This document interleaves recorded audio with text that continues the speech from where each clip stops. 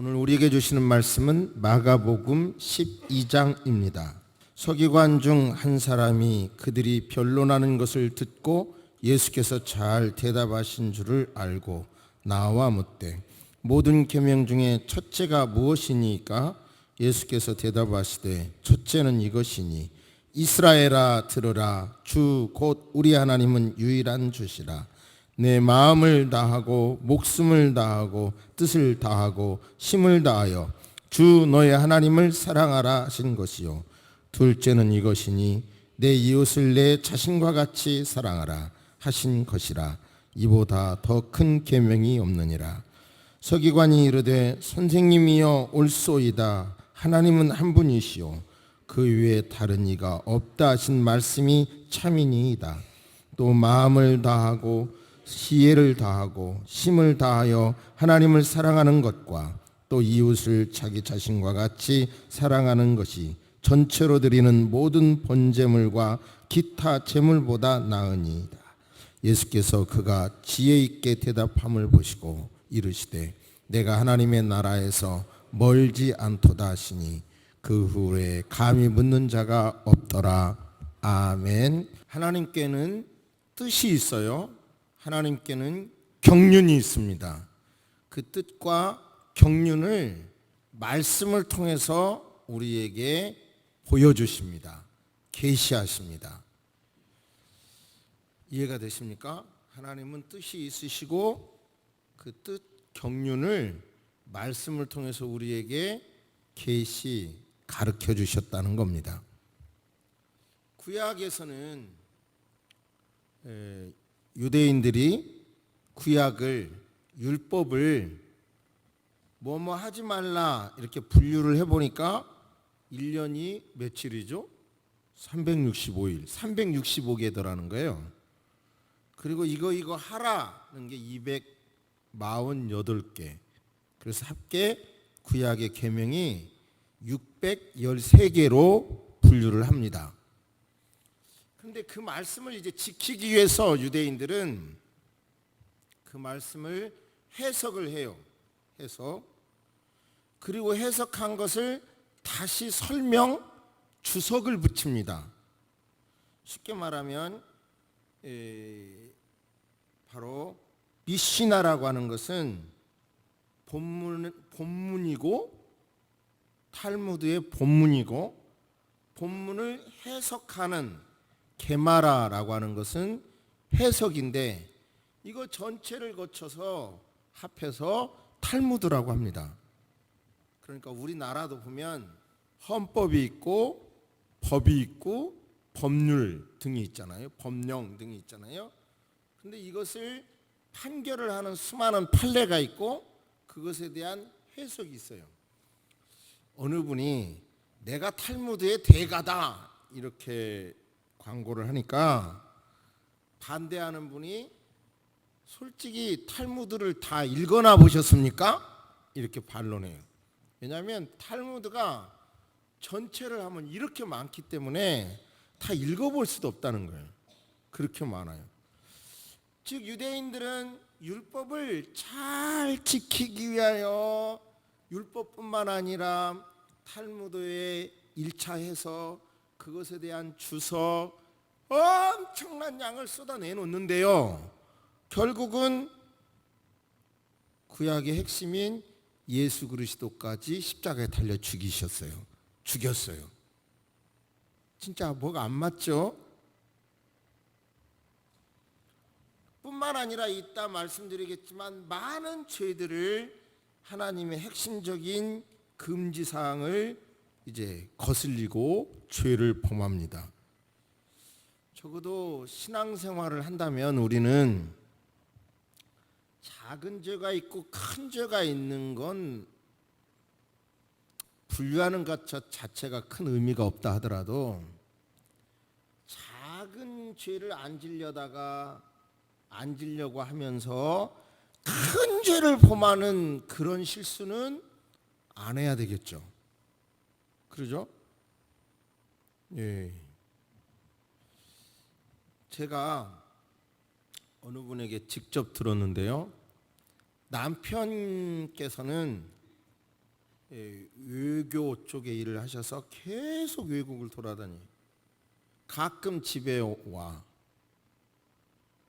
그런데 이 부인은 자기가 직업을 가지고 있었고 돈을 벌어서요 아이들을 교육하고 아들들 2명을 교육하고 늘 도와주었죠. 힘든 일들을 다 감당하면서 아이들을 대학까지 졸업을 시켰어요. 근데 그 부인의 입장에서 남편은 거저먹었는데 자녀 교육에 아들들이 아버지를 존경한다는 거예요. 좀 억울하지 않겠어요? 아닌 게 아니라 부인의 입장에서 왜 존경하냐? 그러니까 어머니가 도와준 것도 감사하지만 계속 나이가 먹을수록 학창 시절에 그 나름대로 겪는 어려운 문제들에 대하여 아버지는 전화든 잠깐 귀국할 때든 선을 분명하게 잡아줬습니다. 그래서 내 인생이 큰 혼란이 없었습니다. 그래서 존경합니다. 그래야 되는 거예요. 제가 설교를 통해서 이렇게 누구를 비판하는 건 원의가 아닌데 제 자신이 그렇게 살고 싶지 않아서 늘 생각해요. 저희 아버님이나 어머님은 정말 정이 많으시고 부지런하셔요. 그런데 보면 지나놓고 보니까 큰 틀을 잡아주시지 못했다는 생각이에요. 정도 많고 부지런하기도 한데 나나 내 동생들의 인생에 있어서 큰 틀은 못 잡아주셨구나. 나는 그러지 말아야지. 그런 생각을 제가 하면서 삽니다.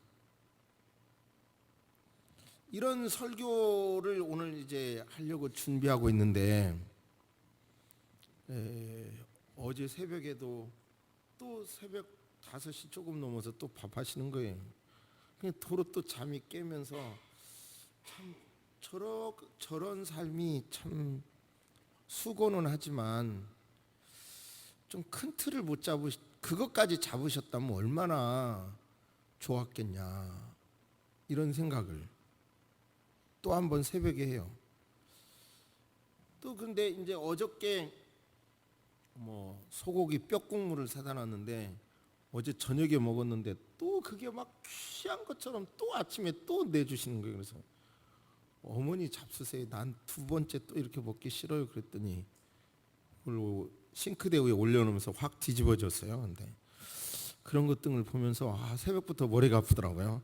그때부터 머리가 아프더만 아주 머리가 깨지도록 아픈데 아무튼 우리는 성경 예수 그리스도를 믿으면서 성경을 배우고 우리가 실천하려고 하는데 큰 틀만은 꼭 잡아야 되겠다. 오늘 성경 안에서 신앙생활하면서 작은 건 설령 놓친다 하더라도 전문 용어로 비본질적인 건 뒤로 하더라도 본질적인 거 이 큰 것은 꼭 잡으시는 여러분 되시기를 주의 이름으로 축복합니다. 그 유명한 가장 큰 계명 하나님 사랑 이웃 사랑이 큰 계명이라는 말씀에서 여러분에게 주신 하나님의 음성은 어떤 것일까를 한번 생각해 보시기 바랍니다.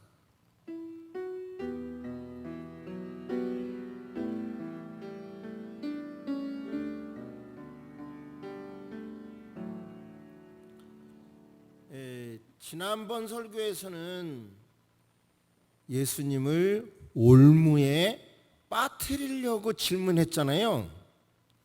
근데 여기에 질문은 그게 아니에요. 진짜로 궁금해서 아닌 게 아니라 율법이 있고 그 방대한 탈무드가 있고 그러니까 너무 많은 내용이 있으니까 뭐가 핵심이냐 이거가 혼돈될 수밖에 없죠. 그러니까 진실로 물어요. 한 율법학자가 와서 예수님과 부활에 관해서 이야기하는 걸 듣고 자기의 질문, 고민을 답해 주실 거라고 기대하면서 질문을 합니다. 계명 중에 어느 것이 첫째가 하는 계명이에요? 지금 말씀한 그 많은 계명이 있고 그 많은 주장들이 있는데 계명 중에서 무엇이 첫째가 하는 거예요? 이렇게 묻자 예수님께서 쇠마 이스라엘아 들으라, 구약의 쇠마를 말씀하십니다. 첫째가 하는 계명이 쇠마 이스라엘아 들으라, 우리 하나님은 유일한 주님이시다. 신명기 6장 4절 이하를 계속 말씀드리면, 너는 마음을 다하고 성품을 다하고 힘을 다하여 내 하나님 여호와를 사랑하라. 오늘날 내가 내게 명하는 이 말씀을 너는 마음에 새기고 자녀에게 부지런히 가르치며 집에 앉았을 때이든지 길을 행할 때이든지 누웠을 때든지 일어날 때든지 이 말씀을 강론할 것이며, 너는 또 그것을 내 손목에 매며 기호를 삼으며 내 미간에 붙여 표를 삼고 또 내 집 문설주와 바깥 문에 기록할지니라. 이렇게 말씀하죠. 오늘 드린 찬양 안에 이렇게 하면 계속 이어지는 말씀은 내가 심지 않는 과실을 먹게 하리라, 내가 짓지 않는 큰 집을 주리라 라는 약속까지 주셨죠.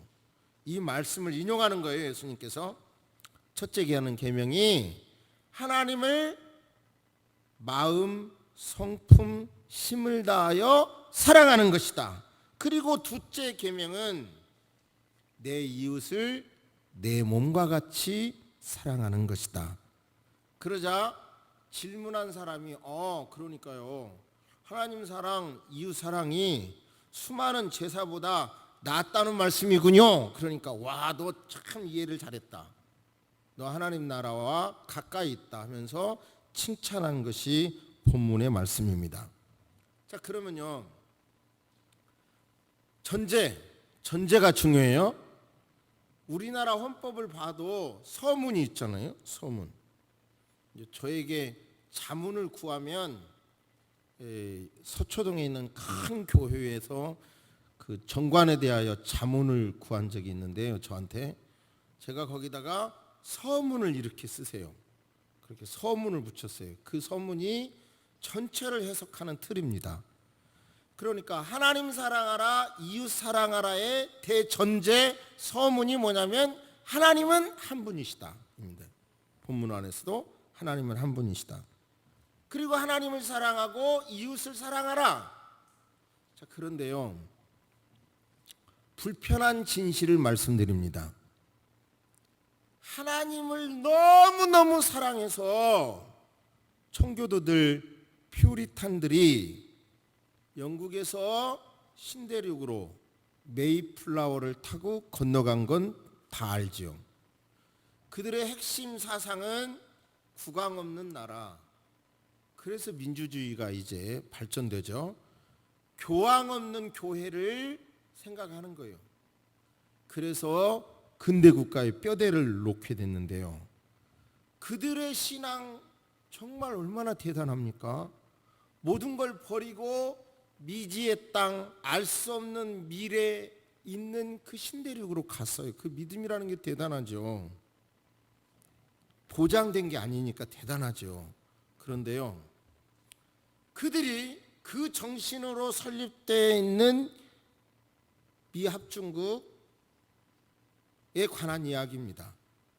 1828년 조지아주에 있는 어느 계곡에서 사건이 있었는데, 아이가 갖고 놀아 돌덩어리를 지나가는 상인이 보니까 금덩이인 거예요. 도래가 너무 금이 많은 돌덩어리 속에 금 성분이 많은 거죠. 그러니까 이것과 우리 바꾸자 그래가지고 그 금덩어리와 이걸 주고 바꿨어요. 그리고 나서 그 계곡에는 조지아주의 워드 계곡에는 금광이 있다를 알고요. 그리고 이제 의회에서 그 체로키 땅, 워드 계곡이 있는 체로키 땅을 몰수하는 법안을 통과시킵니다. 그리고 연방 정부는 인디안 강제 법안을 통과해요. 일명 인디언 이주법인데, 그래서 1830년 5월 28일 앤드루 잭슨 대통령이 그 법을 서명해요. 인디안을 이주하자. 그 내용이 뭐예요? 이것은 이미 알려져 있는 내용인데 비하인드 스토리를 제가 지금 말씀드린 거예요. 그 안에 뭐가 있다? 금광이 있다. 그걸 차지하려고. 2년 뒤에 미 대법원은 체로키 부동산 몰수법이 위헌이라고 판단을 했는데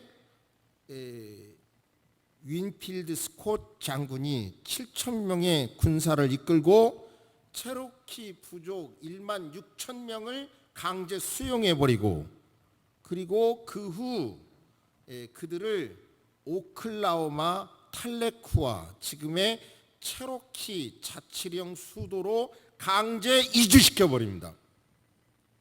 인디언들은 그 추위에 맨발로 맨몸으로 쫓겨가다가 3월에 도착을 했는데요. 도착하면서 보니까 추위와 굶주림으로 4천 명이 객사했습니다. 자기 형제와 자식, 부모가 죽어갈 때 인디언들은 그때 부른 노래가 어메이징 그레이스. 그래서 지금은 그 체로키 인디언들은 지금도 어메이징 그레이스를 애국가처럼 부르고 있다고 합니다. 자, 하나님을 사랑한다는 마음, 그 신앙을 지키기 위하여 신대륙으로 간 믿음의 선배들이 존중받을 믿음의 행위를 했지만 자기들의 이익을 위해서는, 인디안도 똑같이 하나님의 형상인데 무참하게 내쫓고 짓밟아 버렸다는 사례를 말씀드린 겁니다. 여기서 우리는 이 과거의 불편한 사건을 말씀드리기 위함이 아니라 저와 여러분도 하나님 한 분 있다는 걸 압니다. 아멘. 하나님 사랑합니다. 아멘. 이웃을 내 몸과 같이 사랑하라는 말씀이 있습니다. 아멘. 하면서도 저와 여러분의 자존심을 건들거나 재산에 손해가 있거나 그럴 때는 이 모든 걸 다 뒤집어 버리고 마음대로 행동하는 그리스도인이 오늘날 얼마든지 있습니다.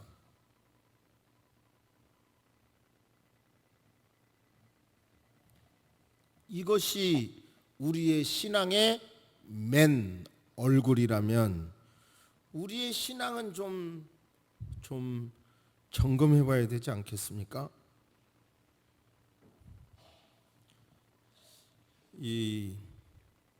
저는 민주주의라는 걸 참 감사한데요. 이 선거 앞에 지난주도 뜨겁게 감사하게 됐는데, 그래서 저는 어저께 또 그 사전 투표제가 있어서 얼마나 또 감사한지요.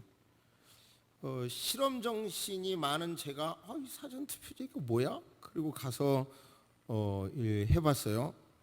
그랬더니 주민등록 하나를 내주니까 스캔을 딱 해서 확인이 되고 또 이걸 눌러서 확인한 다음에 금방 거기서 투표권을 주고 투표 도장을 찍은 다음에 봉해가지고 투표함에 넣는데, 와, 대한민국 발전했다. 진짜 좋은 나라다. 또 한 번 저는 어제 느꼈어요. 참 좋다. 예. 그런데 이 민주주의는 많은 좋은 점이 있지만 또 한계가 있어요. 이 민주주의의 가장 꽃이 집회와 시위거든요. 그래서 서초동에 있는 어느 교회에서 지금 몇 년째 주일날마다 계속 데모를 하는 거예요. 자기들의 억울함을 막 데모하는 거예요. 이걸 어떻게든지 막아보고 싶어서 지난주에 그 문제를 놓고 관련 당사자와 유명한 변호사들과 토론을 했는데요. 결국은 참 이거 막기가 어려운 거예요. 작은 것 일을 얻으려고 하다 큰 걸 잃을 수도 있고 참 어려움이 있더라고요. 그런데 목사로서 느껴지는 것은 자기들의 어떤 생각을 쟁취하기 위하여 길거리 지나가는 수많은 사람 앞에 그런 모습을 보이는 게 과연 옳냐? 신앙의 이름으로 이렇게 하는 게 과연 옳냐? 이게 막 안타까운 마음이 들어요. 여러분, 저와 여러분들은 기독교라는 이름으로 수많은 사람들이 신앙 때문에 저지르고 있는 수많은 사건이 이 시간에도 일어나고 있어요. 그 나름대로 들어가 보면 억울함이 있고 주장하고자 하는 것이 나름대로 일리가 있다 하더라도 큰 틀에서 보면 하나님을 사랑하고 내 이웃을 사랑하는 이 큰 틀은 어기고 있지 않습니까?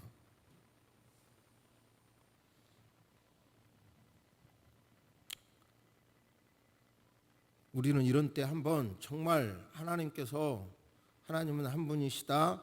신앙의 핵심이 하나님을 사랑하고 내 이웃을 내 몸과 같이 사랑하라. 한 단어로 말하니까 사랑인데요. 이 사랑이라고 하는 기독교적인 관점의 사랑을 정말 실천하겠다고 노력하는, 어떻게 하는 것이 실천인가 생각하는 이 시간 되시기를 주의 이름으로 축복합니다. 할렐루야. 이스라엘 백성들의 죄를 조금 더 말씀드리겠어요. 이스라엘 백성들은 왜 그러냐? 하나님은 이렇게 말씀해요. 우리 속담에 동지섣달 꽃 본 듯이 봤다 그러잖아요. 옛적에 내가 이스라엘을 만나기를 광야에서 포도를 만남같이 하였으며 너희 조상들을 보기를 무화과 나무에서 처음 맺힌 첫 열매를 봄과 같이 하였거늘. 왜 그들은, 너희 조상들은 바알 부올에게 가서 부끄러운 우상에게 몸을 들이므로. 왜 우상 숭배했냐? 나는 너희를 그렇게 사랑했건만 왜 우상 숭배했냐? 즉 전제, 하나님을 사랑하고 내 이웃을 내 몸과 같이 사랑하라, 이 말씀의 전제, 하나님은 한 분이시다를 어기고 있는 거죠. 목사님 나하고는 상관없는데요. 천만의 말씀. 저와 여러분도 하나님보다 내 자존심을, 아니 내 돈을, 아니 내 자식을, 내 가정을, 어떤 것을 더 사랑한다면 똑같은 우상이라는 것 이미 아시죠. 또 두 번째, 이스라엘 백성들이 막 이렇게 하나님을 사랑한다고 하면서 예배를 해요. 그런데 그들을 향하여 미가서를 통해서 하나님은 말씀합니다. 어떻게 해야 내가 하나님 앞에 나아가 높으신 그분께 합당한 경의를 표할 수 있을까? 제물을 한 알음 바치고 1년 된 수송아지를 그 위에 얹어 바치면 될까? 수천 마리의 순양, 수천 통의 올리브 기름을 바치면 하나님께서 감동하실까? 맏아들 금쪽 같은 아기를 희생제물로 바치면 그분께서 마음을 움직여 내 죄를 없애주실까? 이렇게 고민하는 그 백성들에게 하나님께서 아니다! 노! 그분께서는 이미 말씀을 주셨다. 사람이 어떻게 살아야 하는지, 하나님께서 찾으시는 것이 무엇인지 분명히 말씀해 주셨다. 간단하다. 이웃에게 공의를 행하고 자비를 베풀고 사랑에 충실하며 자신을 중심에 두지 말고 하나님을 중심에 모시면 된다. 공의롭게 하라는 거예요. 중심에 사람이 아니라 하나님을 두라고 하나님은 말씀했어요. 그런데 공의, 정말 우리는 대한민국이 공의로운 나라, 정의로운 나라가 되도록 기도해야 합니다. 기도하시기를 주의 이름으로 축복합니다. 정말 아픈 마음으로 드립니다. 비판하는 마음이 아니라 저도 그분의 책을 갖고 있는데요. 경상북도에 있는 유명한 대학 안에서 노스쿨에 입학 사정할 때 결국은 너의 아버지가 누구냐를 알고, 결국은 알고 보면 거기 안에 굉장히 많은 비리가 있다는 것을 폭로하자 그 학교 측에서는 그 교수를 징계하려고 하고 있더군요. 결국은 이 나라 선은 옛날에 쌍놈과 양반과 같은 신분 제도는 없어졌지만 지금 우리가 살고 있는 이 세상은 새로운 신분 제도가 눈에 안 보이는 제도가 있어지고 있어요. 이런 상황에서 모두가 노력하면 잘 살 수 있다라고 하는 그런 희망이 모든 부모와 모든 젊은이에게 있는 건 중요한 거예요. 그러기 위해서는 이 땅에 정의가, 공의가 있어야 합니다. 게임의 법칙이 동등하게 게임을 시작하도록 해야지, 그렇지 않으면 이 세상의 이 불균형은 정말 큰 문제를 가져올 수가 있어요.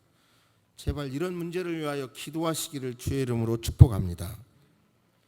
또한 가장 큰 범죄가, 이스라엘의 범죄가 우상 숭배했고 이웃에게 공의를 행하지 않았고, 세 번째 시편 67편을 보면요, 하나님이 우리에게 복을 주시리니 땅의 모든 끝이, 즉 모든 땅이 하나님을 경외하리로다. 시편 96편 7절, 만방의 족속들 영광과 권능을 여호와께 돌릴지어다, 여호와께 돌릴지어다. 만방아 열방아 온 땅의 백성들아 하나님을 즐거이 불러라. 시편 100편에도 온 땅이여 여호와께 즐거이 부를지어다. 열방의 구원, 지난주에도 말씀드렸죠. 아담, 노아 다 인류 전체의 조상이에요. 야곱의 12아들로 이스라엘을 만든 거고, 그들을 통해서 하나님께서는 만방에 하나님의 말씀을 전하라고 했는데 이스라엘 사람들은 그것을 자기만 먹어버린 거예요. 자기만 가져버리고 남들은 오히려 아유 저렇게 무식한 사람들 하면서 멸시하는 거예요. 이게 가장 큰 범죄인 거죠. 그죠?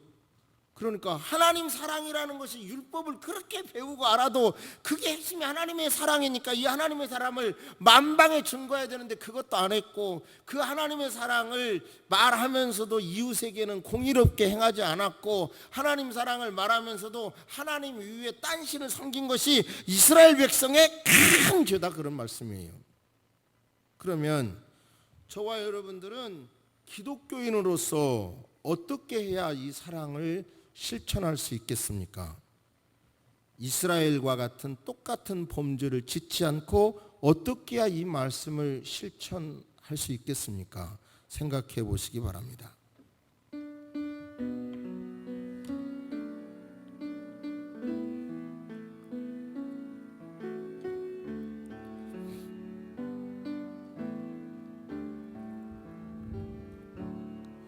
공부 중독이라는 책이 있더군요.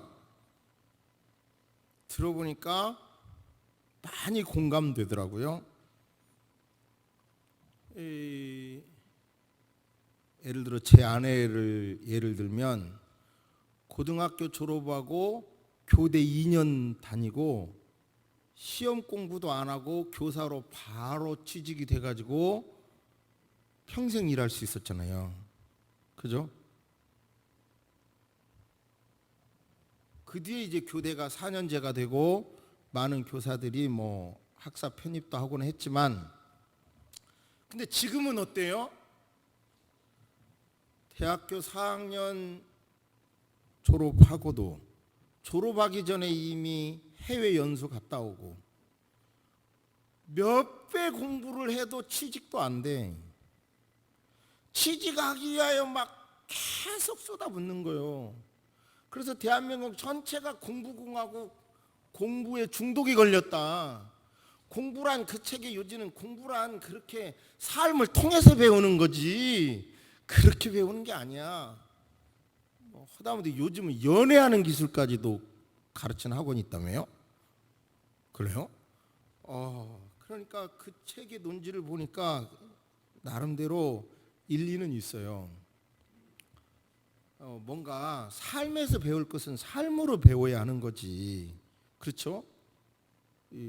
그러니까 이론적으로 공부 막 이렇게 한다고 다 되는 게 아닌데 다 학원에서 이미 경험한 사람을 통해서 그냥 쉽게 배우려고 한다 이런 논지거든요. 이거에 대해서 벗어나야 실제 지식이 된다 이런 논지더라고요. 상당히 공감이 됐고 거기서 약간 매미 얘기를 해서 제가 좀 더 알아봤는데 눈이 의심스럽더라고요. 매미가 애벌레로 2년에서 17년까지나 있어요. 제가 찾아봤어요. 2년에서 17년 동안 애벌레로 있다가 매미가 돼가지고 20일에서 한 달 반 있다가 간다며요. 어떻게 보면 지금 우리 대한민국의 인생이 꼭 그런 것 같지 않아요? 죽으라고 공부만 해. 그래놓고 막상 일하는 때는 얼마 되지도 않아. 40대부터 나가라고도 하고 막 이렇게 하니까 진짜 국가 에너지를 전부 다 낭비하고 있다는 생각도 들고요. 저는 그 얘기를 하려고 하는 게 아니라 제가 한 목사로서 한 가정의 가장으로서 그리고 자식을 길러본 사람으로서 그리고 그 아내와 그래도 아직까지도 이혼하지 않고 살아가는 사람으로서 참 이 부부 생활도 잘 한다는 것도 이거 다 쉽지 않는 일이라는 걸 내가 알겠거든요. 정말로. 그런데 신방을 하고 내가 느낀 건 새소망 성도님들 거의 다 대부분 대단하다. 어려운 환경에서도 정말 신앙인으로서 정말 가정이나 모든 면에서 다 잘 가꾸고 잘 사셨다 이런 생각이 들어요.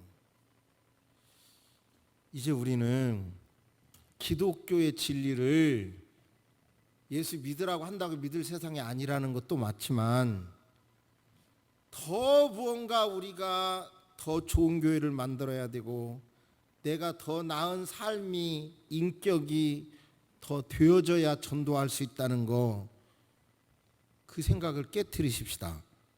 매미 되지 맙시다. 부족할지라도 우리를 통해서 영혼을 구하는 게 하나님의 입장에서는 그것이 가장 큰 사랑이기 때문입니다. 할렐루야. 할렐루야. 아니 어쨌든 저쨌든 영혼을 구하는 게 하나님 앞에는 최고의 사랑이고요. 그 다음에 이 남북 통일의 문제도 국가의 이익이 되냐, 취업이 안 되고 이제는 인구가 작아서는 더 이상 한계가 있다. 그러니까 통일이 돼야 된다. 이런 이익 계산보다 정말 저 북한의 하나님의 형상을 닮은 사람들이 저렇게 핍박을 받고 저렇게 인격의 침해를 당해서 되는가. 기독교적인 사랑의 관점에서 통일을 위해서도 기도할 때입니다. 그런 신앙을 가지시기를 주의 이름으로 축복합니다. 할렐루야. 그러니까 어떤 통일론의 어떤 통일론 이게 옳고 그르고를 떠나서 우리는 다 그만두고요. 저 북한의 사람들이 하나님을 섬겨야 되는데 김일성 부자나 그 자손은 이렇게 섬기도록 된 이 구조, 이 시스템이 바뀌어져야 되고 그리고 하나님의 형상을 닮은 저 사람들이 저렇게 인격적으로 어려움 당하면 안 돼. 이런 문제를 하나님이 해결해 주세요라고 뜨겁게 기도하시기를 주의 이름으로 축복합니다. 성경의 최고의 계명이 사랑이라고 한다면 바로 저 위에서 저런 어려움을 당하는 우리 동포를 위해서 기도하는 것은 기독교인으로서의 의무예요. 그냥 막연하게 생각하지 마시고 이제부터 구체적으로 기도하시기를 주의 이름으로 축복합니다. 우리가 부족할지라도 나를 통하여 영혼을 구원하기 위하여 계속 주장합니다. 그리고 이제 곧 실천해 볼 겁니다. 이름을 2명 정도는 내가 교회로 초대할 사람 2명 정도, 넓게 5명 정도를 세워서 기도 속에 이거 주세요 저거 주세요 기도만 늘 하지 마시고 그거보다도 더 먼저 그것을 정해놓고 기도한다면 이 모든 것 나머지 모든 것을 주님께서 책임져 주시고 인도해 주시리라 믿습니다.